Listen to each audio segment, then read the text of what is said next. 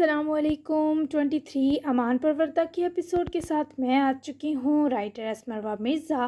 تو آج بہت ڈیمانڈنگ ایپیسوڈ ہے کیونکہ آج حمین صاحب پرپوز کرنے والے ہیں مایا کو۔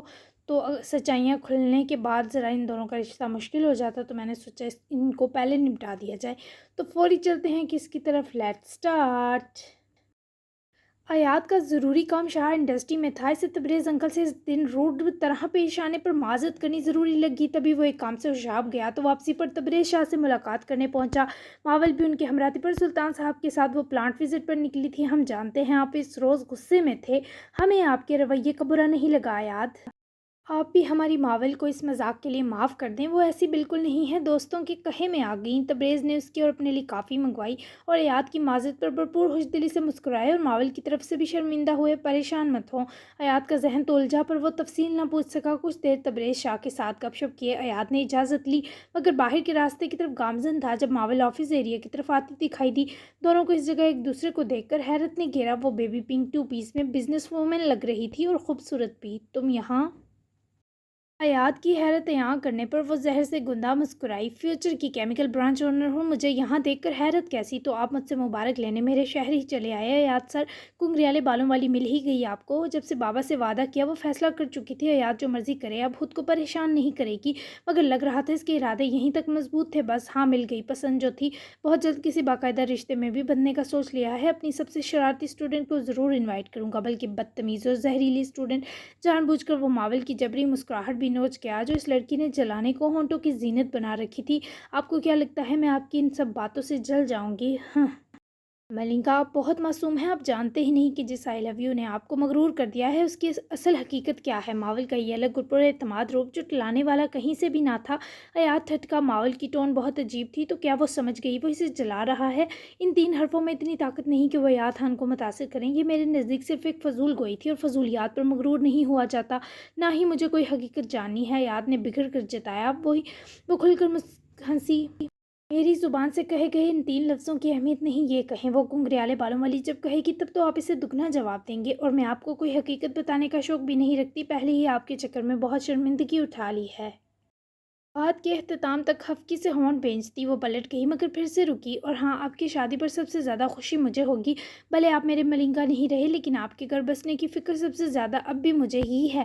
اور ہو سکے تو غصہ اترنے کے بعد ایک بار پرنسپل اسلام سے مل لیجیے گا، میں آپ کا نمبر بھی ڈیلیٹ کر دوں گی تاکہ نہ مجھ تک آپ کی خبر آئے، نہ مجھے آپ کی فکر ہو۔ اب آ گئی ہے نا آپ کی اسپیشل ون، آپ کو مزید بوڑھا نہیں ہونے دے گی۔ Good luck. جذبات کی دھیمی دھیمی آگ ماول کے دل کو سلگا رہی تھی، پھر بھی وہ بابا اور بھیا کی عزت پر اپنے یہ فضول جذبات وارنے کا فیصلہ کر چکی تھی۔ ماول، وہ جانے لگی جب ایاد کے پکارنے پر نہ چاہتے ہوئے بھی چہرے کو سپید پڑنے سے روک نہ سکی۔ جب اس کی جانب پلٹی تو ہونٹوں پر جھوٹی مسکراہٹ بکھیرے ہوئے تھی۔ اس سے پہلے آپ میرے دل کو موم کرنے کی خود غرض سی کوشش کریں، میں آپ کو سچ بتا ہی دیتی ہوں، وہ آئی لو یو صرف ایک پرینک تھا۔ میں نے ثانیہ کو تھپڑ مارا تھا جس کا بدلہ ان 5 نے مجھ سے لیا۔ میری کمزوری تھی ڈیئر لینا، بس اسی کا فائدہ اٹھایا ان 5 نے میری اکڑ توڑنے کا پلان بنایا، لیکن یہ ان کو بھی نہیں پتا تھا کہ مزہ چکھانے کے چکر میں وہ آپ کو بدنام کر بیٹھیں گے۔ مجھے آئی لو یو کہنے کا ڈیئر ہی ملا تھا، ورنہ آپ سے کون محبت کرے گا؟ ویسے اگر وہ 3 لفظ سچ بھی ہوتے تو کیا فائدہ دیتے مجھے؟ اگر سچ ہوتے تو آپ کے جواب پر ماول اوپر کا ٹکٹ کٹا چکی ہوتی۔ جبرن مسکرائی۔ بھلا محبت ایسی ذلت و دھتکار کب سہ پاتی ہے؟ وہ تو تپش کے نام سے جل جاتی ہے۔ اب سے میرے لیے بھی یہ جملہ بے وقت ہو گیا ہے۔ میری وجہ سے آپ کو جتنی تکلیف ہوئی میں اس کے لیے معافی مانگتی ہوں، اب آپ مجھے کبھی نہیں دیکھیں گے۔ یہ بدتمیز سی ماول سدھر گئی۔ اللہ حافظ۔ شاید یہ پہلا لمحہ تھا جب ماول کے الفاظ میں اس کی ایاد کے لیے محبت بولی تھی۔ کتنی مایوس اور اداس تھی وہ لڑکی۔ کسی کی محبت دھتکارنا تو الگ ہی درجے کا ظلم تھا ہی، لیکن کسی کی مسکراہٹ چھیننا تو ظلم کبیرہ گردانا جانتا ہے۔ وہ ایک دم زمین پر آ گرا تھا، جسے جلانے کی کوشش کر رہا تھا وہی جلا کر راکھ کر چکی تھی۔ ہر مذاق کی ایک سزا ہوتی ہے ماول۔ وہ پھر سے جاتے جاتے رکی اور اچنبھے سے ایاد خان کے سپاٹ چہرے کو دیکھنے لگی۔ تمہارے مذاق کی زیادہ سخت ہوگی، وہ پھر سے بولا اور وہاں سے پلٹا، لیکن ماول نے فوری پیچھے جاتے دوڑ کر اس کی راہ میں حائل ہوتے روکا۔ کیا مطلب؟ ماول الجھی۔ جلد پتہ چلے گا تمہیں مطلب۔ اسے راہ سے ہٹائے مزید اداس کرتا وہ اپنی گاڑی کی طرف بڑھا تو ماول بس آس سے اسے جاتا اور نظروں سے اوجھل ہوتا ہی دیکھتی رہ گئی۔ تم کہاں تھے سارا دن داران؟ اب آئے ہو، وہ بھی صرف داریوں کو پک کرنے؟ ڈنر تو کر لو دونوں۔ لگ بھگ 4 بجے تک داران واپس آیا تو حمین سے ہی سامنا ہوا جسے اس نے اپنے آنے کا مقصد بیان کیا۔ حمین اسے ساتھ لیے اندر داخل ہوا جہاں داریہ اور ایاد ٹی وی لاؤنج میں بیٹھے کچھ بات کر رہے تھے، جبکہ انیب گھر جا چکی تھی۔ दारान पर नज़र पड़ते ही दारिया का सुबह वाला गुस्सा दहका, लेकिन दारान की आंखों में कोई गुस्सा न था। फिर भी डिनर हवेली ही करेंगे, फिर कभी डिनर हवेली ही करेंगे, मुझे कुछ ज़रूरी काम था, बस सोचा आया हूँ तो निपटा लूँ। दारिया चलें, दारान डायरेक्ट मुखातिब कर रहा था, तभी दारिया को चारों नाचार उठना पड़ा। बैग लेकर आती हूँ कहकर वो कमरे की तरफ चली गई, जबकि अयाद भी ठीक से बैठा और हमीन ने भी कुछ देर दारान को ज़बरदस्ती बिठाया। आंखें सुर्ख क्यों हो रही हैं, कोई एलर्जिक रिएक्शन लग रहा है। हमीन ने ही दारान की आंखों की सूजन नोट की, जिसकी दारान को भी खबर न थी। लेंस एलर्जिक रिएक्शन था जो दारान को हमेशा लेंस यूज़ करने पर हो जाता था। जी शायद घर चली गई है। दारान ने टालने की कोशिश की, जबकि दारिया बैग लेकर आती मुस्कुराकर लाला और फिर मामू से मिली। दारान तब तक इजाज़त लिए बाहर निकल गया। ख्याल रखना, इसका एलर्जिक रिएक्शन हुआ है इसकी आंखों को। जाते जाते हयात ने दारिया के कान में कहा, जिस पर वह आसान से सर हिलाती दोनों को बाय कहे चली गई। जब तक पार्किंग में पहुंची, दारान अपनी नज़र वाली ऐनक पहने ड्राइविंग सीट संभालने वाला था। जब दारिया ने पास आते उसको बाजू से पकड़ कर रोका। दारान उसकी बेतकल्लफ़ी में मुड़कर घूरा। मैं ड्राइविंग कर लेती हूँ, तुम किसी खाई में धकेल दोगे, कोई भरोसा नहीं है, आंखों को रेस्ट दो। अपने बेतकल्लफ अमल की वजाहत दिए वो उसको परे करती हुई ड्राइविंग सीट संभाले बैठी, जबकि दारान को खुद भी ड्राइविंग करना मुश्किल लग रहा था। तभी दिल ही दिल में दारिया की फ़िक्र खोजते मौसूफ उखड़े से दूसरी सिमत से आकर बैठे। दोनों ने सीट बेल्ट बांधा, जबकि दारिया ने तमाम तवज्जो ड्राइविंग पर दी। क्या हुआ है आंखों को? दारिया के सवाल पर दारान ने ग्लासेस उतारकर डैशबोर्ड की तरफ रखते आंखें मूंद कर सीट ज़रा पीछे को बेंड की, लेकिन दारिया के सवाल का जवाब न दिया। मैं कुछ पूछ रही हूँ, अल्लाह ने सज़ा दी है डेट की। और देखो नामहरम औरत को, क्या बना, लड़की की किस्मत फूटी या बच गई तुमसे? अपने अंदर की जलन छुपाए न छुप रही थी। दारिया के सवालों से वो बेआराम हो रहा था। खामोश हो जाओ दारिया, बंद आंखें किए ही मना किया, जबकि दारिया ने जबड़े बेचते लब एक दूजे में पैवस्त करते सरसरी से देखते चेहरा सामने कर लिया। मैं इससे मिली थी।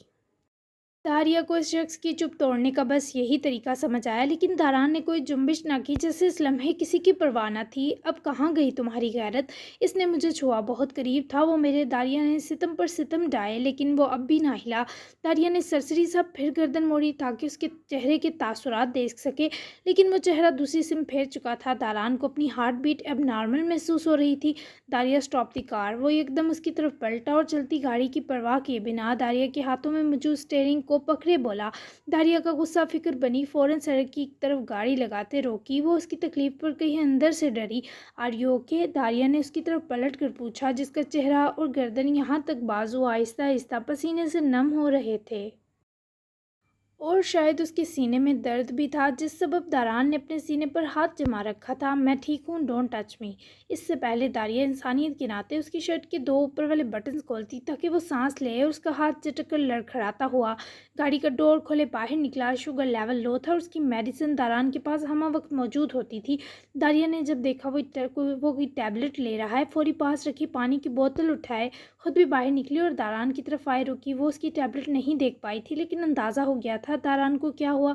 इससे बोतल लिए मुंह फेर कर दो घूंट बढ़ते, लंबे लंबे सांस भरे तो 2-3 मिनट तक दारान की हालत संवरने लगी। आई थिंक तुम्हारा शुगर लेवल लो हुआ है, तुम्हें कुछ खा लेना चाहिए। वो सामने शॉप है, कुछ खाने को मिल जाएगा, कहो तो ला दूं। वो जैसी भी हवा होती दारान को देखकर बस परेशान थी। दारान ने गर्दन मोड़े से जिन नाराज़ नज़रों से देखा, दारिया ऑफर करने पर पछताई।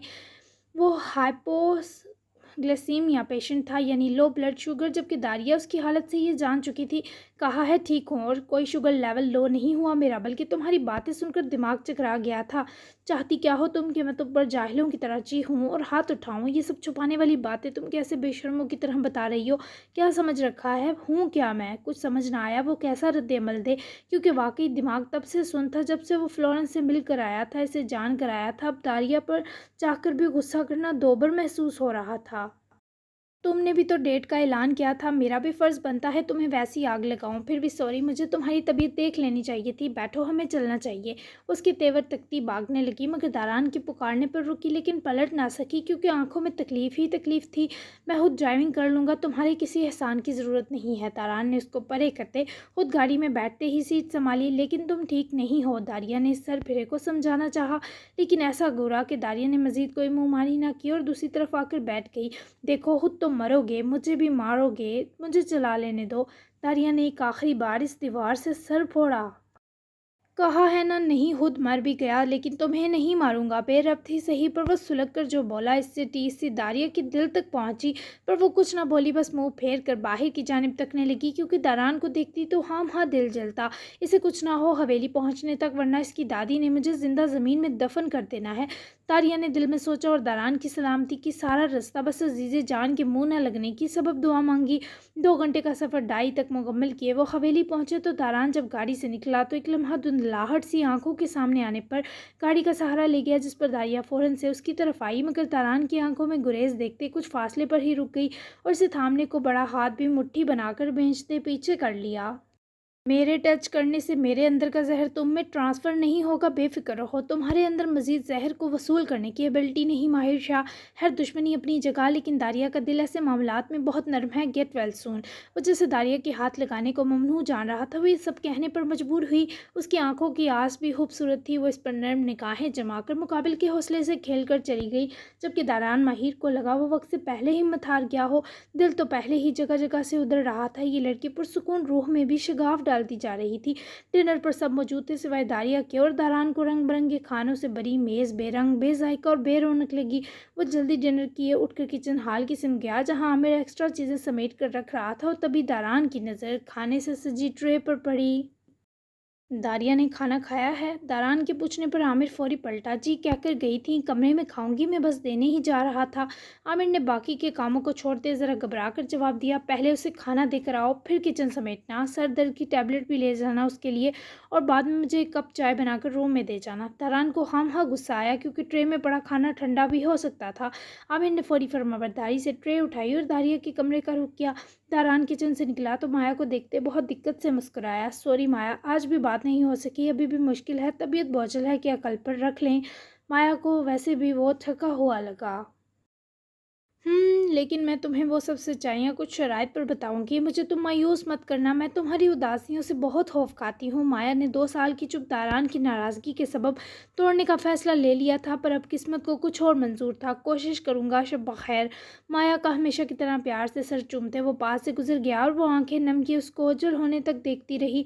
चुगताई पैलेस में रात के इस वक्त खुशी और गमी की मिली जुली कैफियत बरपा थी। रिजाल की 8 माह बाद वापसी, खुशी और शादी मर की कैफियत, मगर उसका जख्मों से निढाल होकर गेट के बाहर मिलना कयामत हेज़।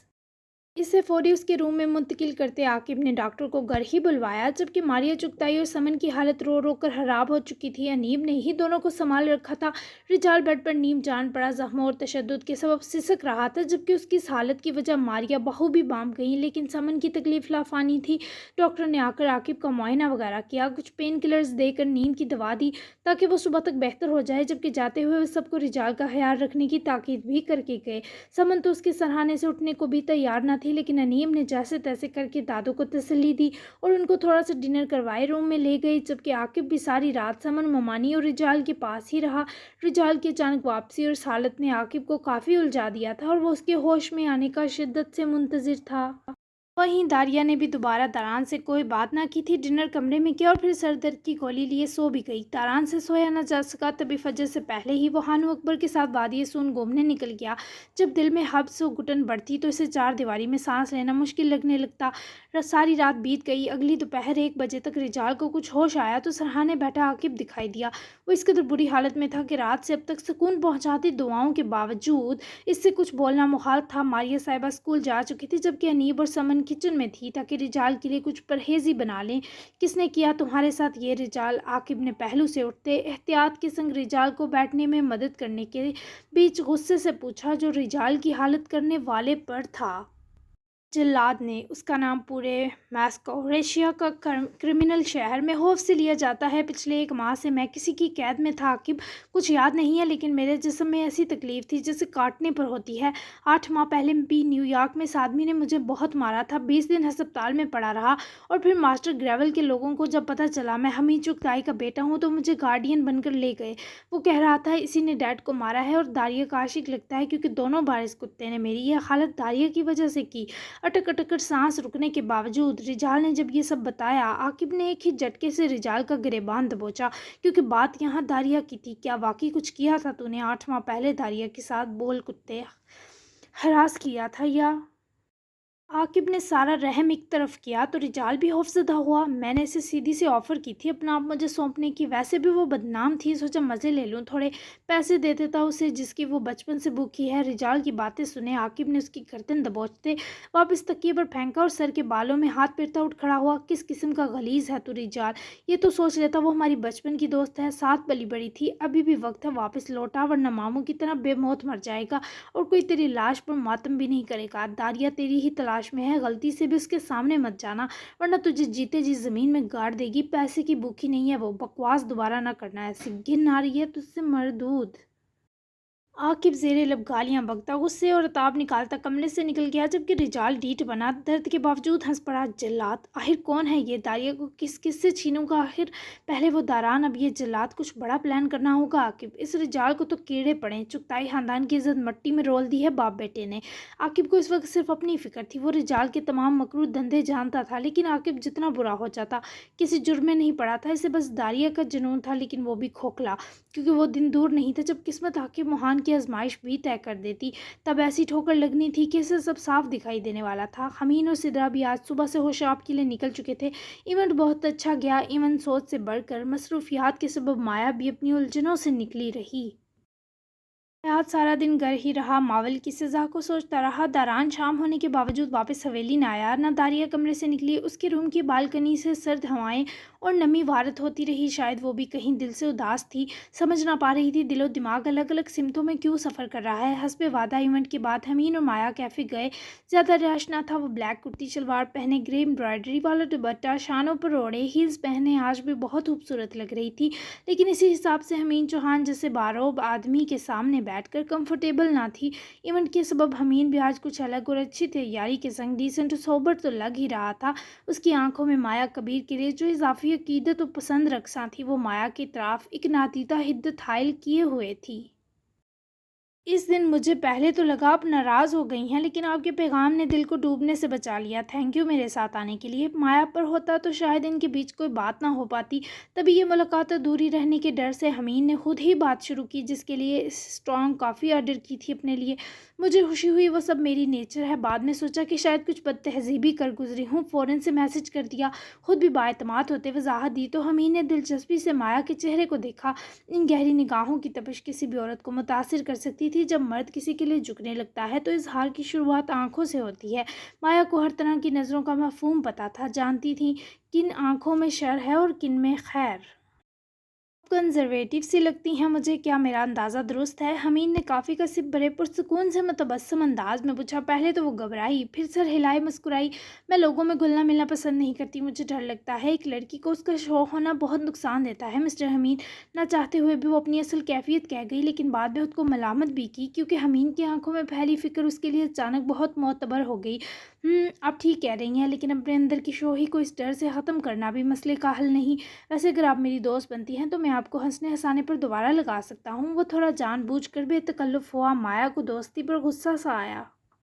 दोस्ती नहीं कर सकती, मुझे नहीं पसंद ये सब। देखिए मिस्टर हमीन, मैं नहीं जानती आपका मुझे यूँ इनवाइट करने के पीछे क्या सबब है, लेकिन मैं एक बात साफ साफ बताना चाहूँगी कि मैं किसी रिलेशन में नहीं पड़ना चाहती। अगर तो आप ऐसा कुछ सोच रहे हैं तो यहीं रुक जाएं प्लीज़। आप काबिल इज़्ज़त हैं, मुझे आपके साथ काम करते सेफ़ फील होता है, लेकिन इससे ज़्यादा मज़ीद कुछ नहीं। प्लीज़ बुरा मत मनाइएगा। उसकी एकदम घबरा कर ये सब बोलने पर खुद भी परेशान हुआ, लेकिन खुशी भी हुई कि वो आम लड़कियों जैसी नहीं। हमीन जानता था वो फिर न जाने कब इसे यूँ मिले, तभी कोशिश करने का फ़ैसला लिया कि इस लड़की को बता सके दिल की बात। और अगर वो रिलेशन निकाह का हो फिर भी नहीं। हमीन ऐसा सवाल करेगा, माया के वहमो गुमा में भी ना था। तभी वो सरता पैर ठंडी पड़कर रह गई। निकाह, ये कैसा मजाक है? आप मुझसे बहुत बड़े हैं मिस्टर हमीन, ये नामुमकिन है। माया ने फ़ौरन से इनकार किया, लेकिन हमीन ऐसे जवाब की ही उम्मीद में था। आपका एतराज़ बरहक है माया, लेकिन मुझे आप पसंद आ गई थी तो सोचा बात दिल की दिल में रह गई तो आखिरी सांस तक तंग करेगी। इस गुस्ताखी के लिए माफ़ कर दें। ठीक है, मैं दोबारा काम से काम ही रखूँगा, आपको परेशान नहीं करूँगा। You deserve better. उसके इनकार का एहतराम किए हमीन चौहान ने अपनी कहानी चंद लम्हों में ख़त्म कर दी और तवज्जो भी माया से हटा ली, क्योंकि उसके पास सिरे से अब ऐसा कोई हक ना था।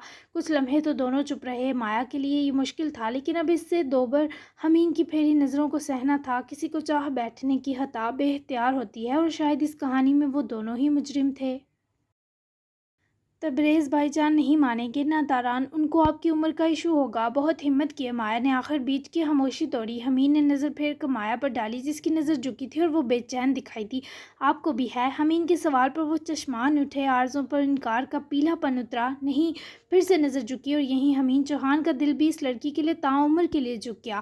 ان دو کا اعتراض اگر دور کر دوں تو ہو جائیں گی میری۔ نہ جانے کیا تھا اس شخص کے لہجے میں کہ مایا کے پاس اقرار کے سوا کچھ نہ بچا، بس آنکھوں کے گوشے کسی کی اتنی تڑپ کے آگے بھیگ گئے۔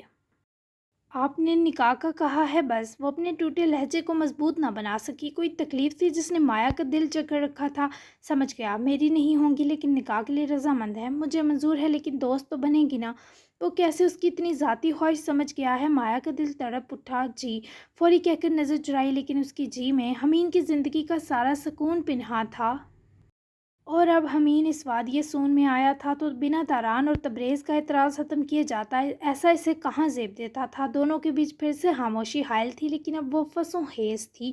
جاری ہے فائنلی مایا اور حمید بہت جلد ایک ہونے والے ہیں۔ کون کون اس کپل کا فین ہے ذرا سامنے آئے۔ بیسٹ سین اور ڈائلاگ کون سا لگا؟ چینل لازمی سبسکرائب کریں۔ اگلی قسط بہت بہت بہت زیادہ مزیدار ہونے والی ہے داران اور داریوں کو لے کر۔ کچھ نئے ٹویسٹ آئیں گے، کچھ نئے تھرل اور ایکشن بھی سٹارٹ ہونے والا ہے بہت جلد، تو جلدی سے آپ اچھے اچھے ریویوز دے دیں اور پلیز جاگ جائیں۔ یہ رسپانس دن بدن کم ہوتا جا رہا ہے، مجھے سمجھ نہیں آ رہی، اتنا زبردست ناول ہے پھر بھی آپ لوگ پڑھ نہیں رہے، تو ایسے نہیں کریں، ساتھ نبھائیں اور ملتے ہیں 24 ایپیسوڈ میں۔ تب تک کے لیے اللہ حافظ۔